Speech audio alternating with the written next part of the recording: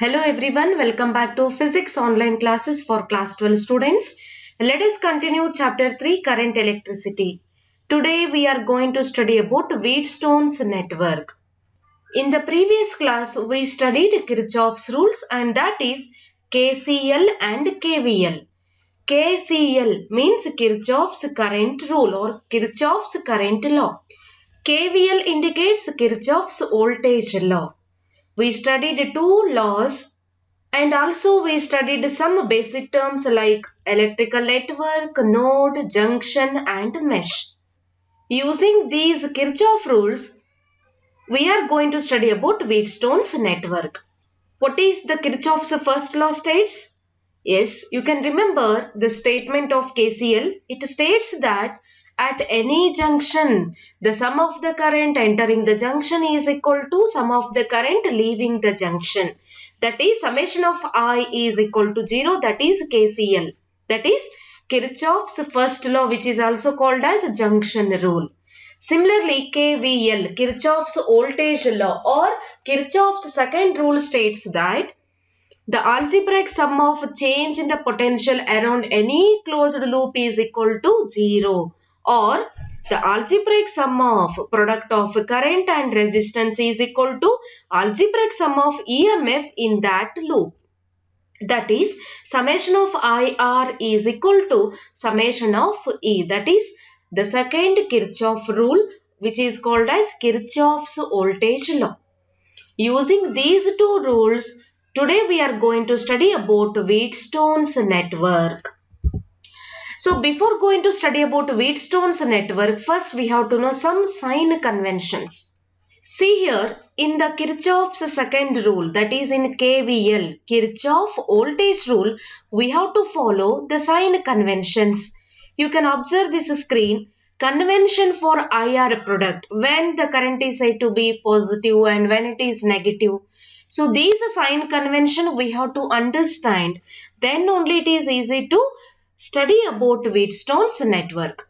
So what is the convention for IR product? See here, according to Kirchhoff voltage law, we know that summation of IR is equal to summation of E. This is the statement. What is the statement? The algebraic sum of product of electric current and resistance is equal to algebraic sum of EMF in that loop. Summation of IR equal to summation of E. Now the question is, when this product of IR is said to be positive, when it is said to be negative. So this sign convention first we have to understand. Similarly, sign convention for EMF, that is E. Here, if the current in a branch is in the direction of traverse, traverse means selected direction. You can select either clockwise direction or anti-clockwise direction. So that selected direction, if the current in a branch is in the direction of traverse, then IR product is taken as positive or otherwise it is taken as negative. For example, now let us consider a cell. From this cell, I am going to connect two resistors, R1, let us take this is R1, and then it is connected to another resistor, R2. So these two resistors are connected to a cell which is having EMF E. Let us imagine I amount of current is flowing throughout the circuit in this direction. Now I am going to consider the direction clockwise. Let us consider from positive terminal to negative terminal of the cell. So now this is the clockwise direction. Now how to write the sign convention for IR product? If the current in a branch is in the direction of traverse, now I am going to consider which direction? Clockwise direction. If the current is in the clockwise direction, then it is taken as positive. Let us take plus IR1 plus IR2, right? Then, if this direction is opposite to this clockwise direction, suppose let us imagine here I am going to consider this direction will be like this. If the direction is opposite to the selected direction, then we have to take it as negative. Now let us consider this sign will become minus. When we have to take positive, so the product IR is taken as positive if it is along the direction of traverse. If it is opposite to the direction of traverse, then we have to take it as negative. Right? Then convention for EMF. How to write a sign convention for EMF? If a cell sends current in the direction of traverse, then its EMF is taken as positive. Otherwise, it is taken as negative. Here, suppose if you are going to take the direction like clockwise. Now, this is a clockwise direction. This is the direction of traverse. Suppose if that cell sends current in this same direction, then this EMF is taken as positive. If it sends current in this opposite direction, suppose I am going to take the direction clockwise, but the cell is sending the current in the opposite direction. So in these cases, EMF is taken as negative. Remember in a simple way, if you are going to consider clockwise direction, then the direction of current should be in the same manner. If it is opposite to our path, then it is negative. Is it clear? Easily you can understand these sign convention when we are going to apply in the next derivations like Wheatstone's network, right? Now we can study about Wheatstone's network. What is this Wheatstone's network? This Wheatstone's network was invented by the British physicist and his name is Sir Charles Wheatstone. What is his name? Charles. This network was suggested by the British physicist Sir Charles F. Wheatstone in the year 1842. Right? So we are going to call it as Wheatstone's network. Wheatstone's network means it is an arrangement of 4 resistances. It is an arrangement of 4 resistances. We are using 4 resistors P, Q, R and S. And here these 4 resistances are used to determine one of these resistances quickly and accurately. If you know all the 3 resistances, using these 3 resistances we can find the 4th resistance value. Easily we can find unknown resistance using this Wheatstone's network. Yes, what is Wheatstone's network? It is an arrangement of 4 resistances used to determine one of these resistances quickly and accurately. Is it clear? So using remaining resistances value, we can find one of the unknown resistances in the same network. For example, totally there are 4 resistors P, Q, R and S. If you know the value of P, Q and R, using these value, easily we can find the 4th resistance value. This is unknown resistances. Yes, what is Wheatstone's network? It is an arrangement of 4 resistances which is used to determine unknown resistance value quickly and accurately. So this method was suggested by the British physicist Sir Charles F. Wheatstone in the year 1842. So we are going to call it as Wheatstone's network. You can observe this diagram here. Here Wheatstone network consisting of how many resistors? 4 resistors P, Q, S and R, and these are connected in a cyclic order. You can observe this diagram. We are going to consider 4 resistors P, Q, S and R. And all these 4 resistors are connected in a cyclic order. That may be clockwise or anti-clockwise. That should be in a cyclic order. Then a cell of EMF is connected between A and C. Let us consider 2 points A and C here. These 2 points A and C. Between A and C there is a cell having EMF E. Then A galvanometer of resistance G is connected between the points B and D. Observe the point B and D. Between B and D, galvanometer is connected and this galvanometer is having resistance how much? G. A galvanometer of resistance G is connected between the points B and D. Then what is galvanometer? You already know about resistance, EMF, electric current, right? Then what is galvanometer? Galvanometer is a device which is used to determine a small amount of current or presence of current. Whether the current is present in the circuit or not, that is determined by the device galvanometer, and this galvanometer is also having resistance. How much resistance it is having? It is having G amount of resistance. Remember, totally there are how many resistances in that network? 5 resistances. Which are those? P, Q, R, S and G. What is G here? G is resistance of the galvanometer. And this resistor is connected between the terminals B and D. Is it clear about the network or the Wheatstone's bridge here? Remember, totally there are 4 resistances connected in a cyclic order. Between the terminals A and C, cell is connected having EMF E. Between the terminals B and D, galvanometer is connected having resistance G. Now, from the cell, how much current is flowing? From positive terminal to negative terminal, the current will flow. So here let us imagine I amount of current is flowing from the positive terminal of the cell. Now here I amount of current is flowing. Now it reaches the terminal A. Here how much amount of current is present? I amount of current. But now between A and C there are 2 paths.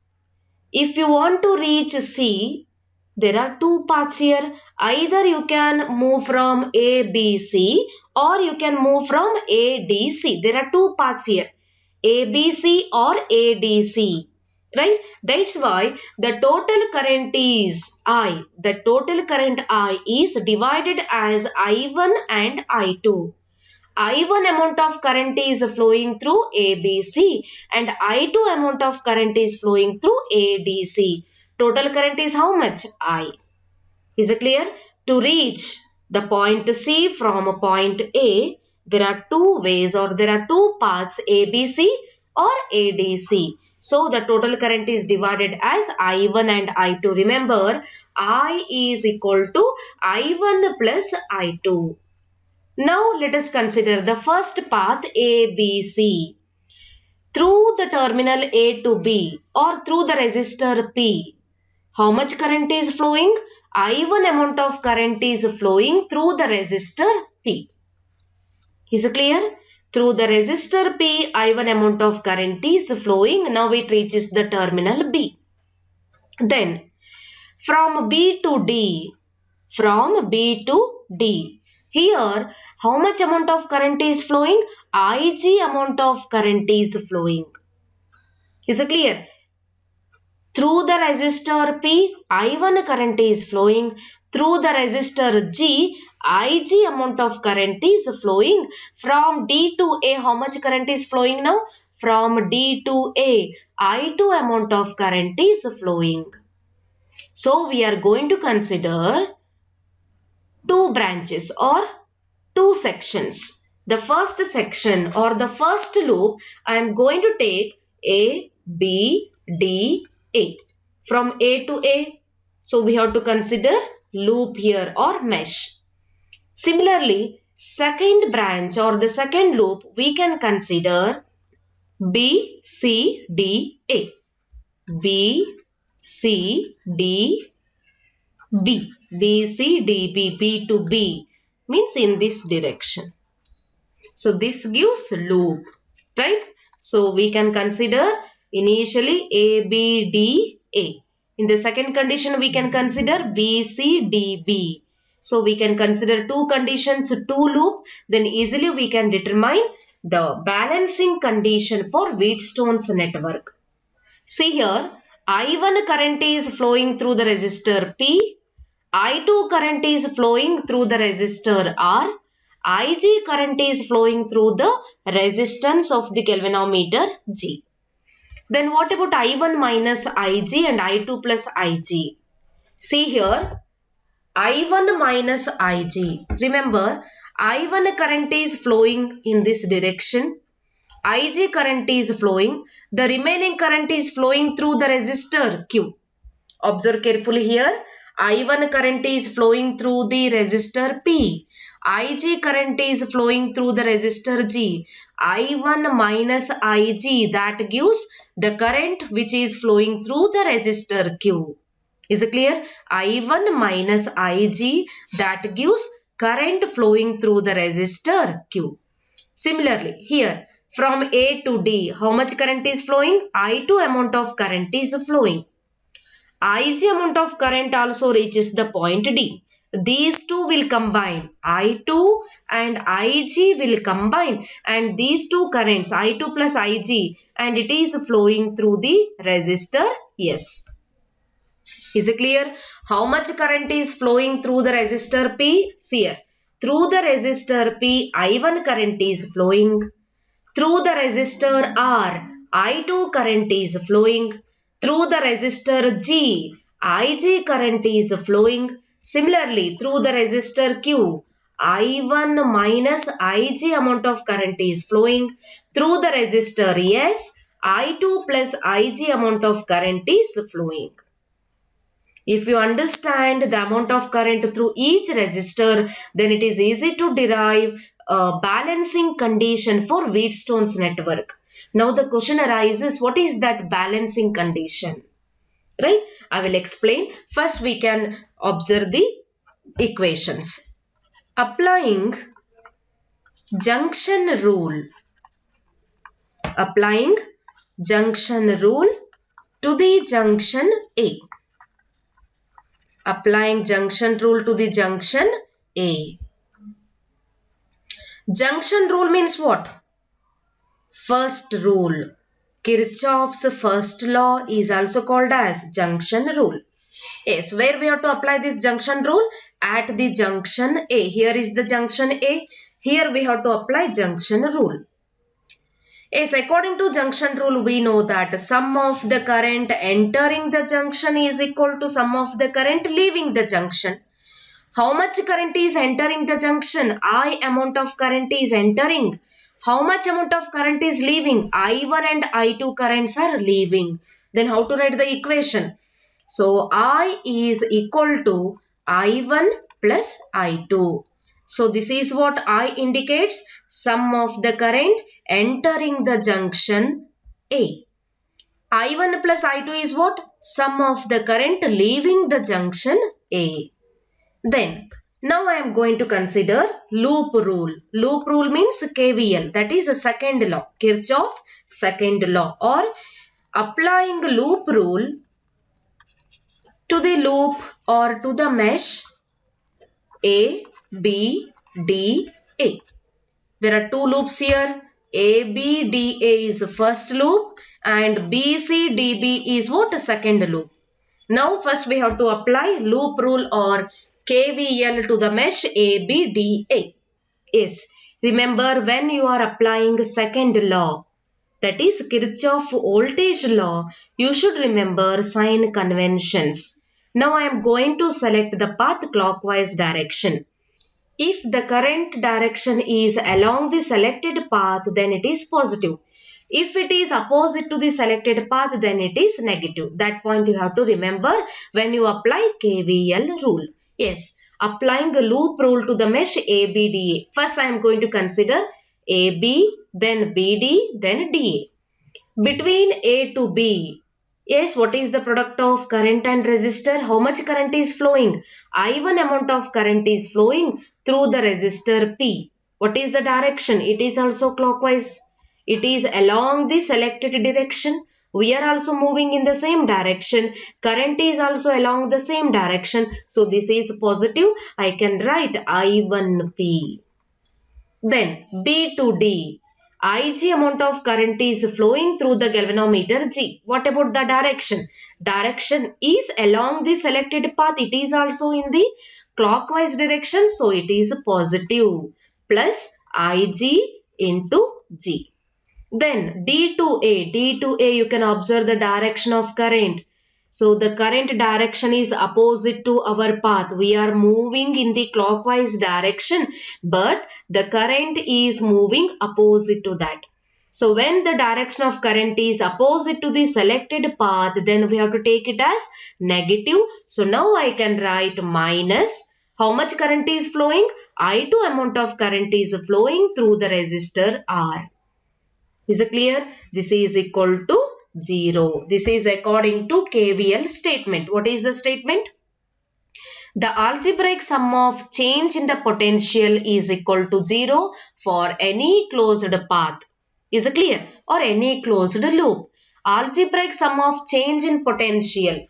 Change in potential means what? It is the product of I and R. So now let us take it as equation 1. Similarly, now tell me for the second loop, we are going to apply loop rule, that is KVL rule, to the loop or to the mesh. Which mesh we have to consider? B, C, D, D. Yes, we have to move again in the clockwise direction. Right. Now tell me the loop rule for the second mesh, that is B, C, D, B. Observe the diagram. B to C. How much current is flowing?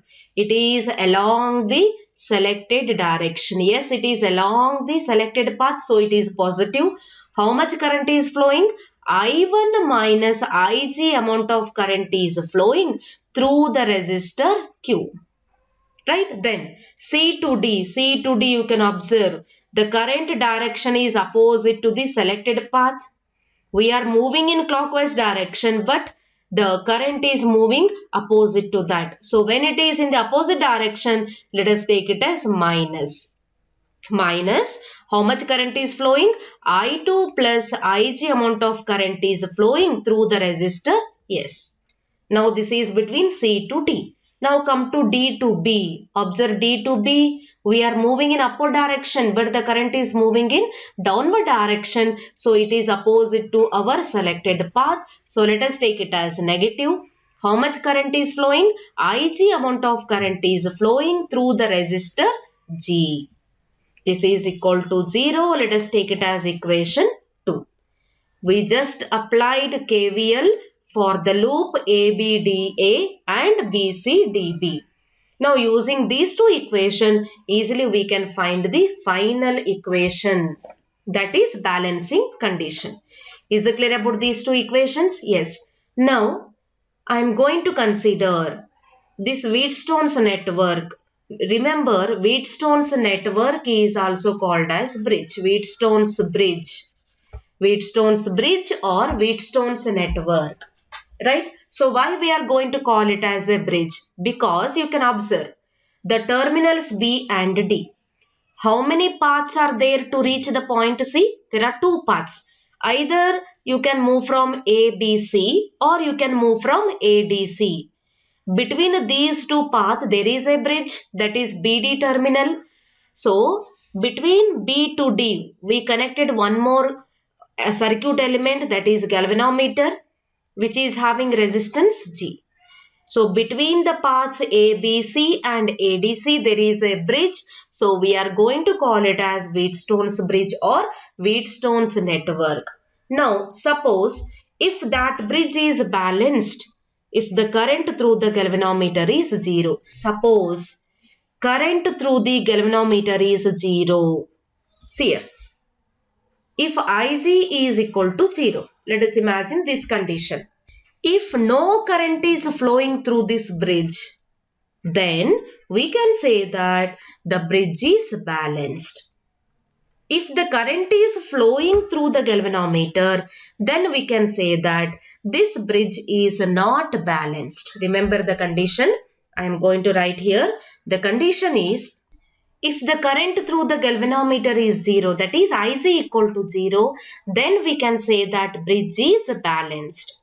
See here, you can observe the circuit diagram. There are two paths to reach the point C. That is ABC and ADC.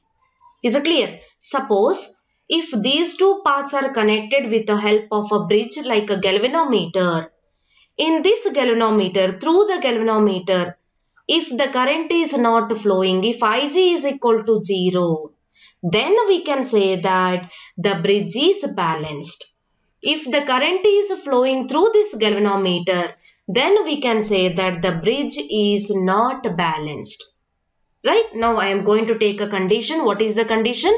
If the current through the galvanometer is 0, then the bridge is said to be balanced. So the equation becomes, equation 1 and 2 can be written as, see here, for Ig equal to 0, equation 1 can be written as, or equation 1 becomes, what is equation 1?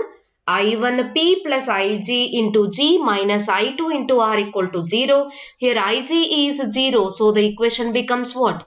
I1P minus I2R is equal to 0 because Ig is 0. 0 into capital G will be 0. So I1P minus I2R equal to 0, or we can write this equation as I1P is equal to I2R. Let us take it as equation 3. Similarly, for equation 2, for Ig equal to 0, equation 2 becomes, how to write equation 2 here? Equation 2 can be written as, which is 0 here, Ig is equal to 0. Observe equation 2. Now I am going to write, that is I1 into Q. You can observe I1 into Q minus Ig into Q will be 0. Leave it. Then next minus I2 into S. I can write minus I2 into S. Ig into S will be 0 because Ig equal to 0. Minus Ig into G is 0. So I1Q minus I2 equal to 0, or I1Q equal to I2S. Let us take it as equation number 4. Equation 3 and 4, it is all because the bridge is balanced. When the bridge is said to be balanced, if current through the galvanometer is 0, then the bridge is said to be balanced. What are the third and fourth equation? I am going to rewrite here. Third equation is what? I1P is equal to I2R. This is equation 3. And equation 4 is I1Q is equal to I2. Yes, this is equation number 4. Now dividing equation 3 by 4. Dividing equation 3 by equation 4. What we can get, you can observe. Equation 3 divided by equation 4. I1P divided by I1Q is equal to I2R divided by I2. Yes. I1 will get cancelled here, I2 will get cancelled. So the final equation we can get here is P by Q equal to R divided by S. P by Q equal to R divided by S. Here in place of P, what are PQRS? PQRS are the 4 resistors. So instead of P, I can write R1. Instead of Q, I can take it as R2. Instead of R, I can write R3. Instead of S, I can write R4. So the final equation can be written as, instead of PQRS, we can write R1 divided by R2 is equal to R3 divided by R4. Then this equation states that the bridge is balanced. So this equation is called balancing condition for Wheatstone bridge. This equation is called balancing condition or balancing equation for Wheatstone's bridge or Wheatstone's network. What is the balancing condition? P by Q equal to R by S, or R1 by R2 equal to R3 divided by R4. So if R1 by R2 is equal to R3 by R4, then we can say that this Wheatstone's bridge is balanced. When the Wheatstone bridge is said to be balanced, suppose Ig equal to 0, or if no current is flowing through the galvanometer, then the bridge is said to be balanced, and this derivation carries 5 marks in your board examination. When you are going to derive this equation, remember the sign conventions for KVL. Whenever you are going to use a second rule, sign conventions are very, very important. Remember, whatever the direction you can consider, that may be clockwise or anti-clockwise, but in your selected path, that current should flow. If it is opposite to your selected path, then it is taken as negative. So this is all about Wheatstone's network, and the balancing condition for Wheatstone bridge is P by Q equal to R divided by S.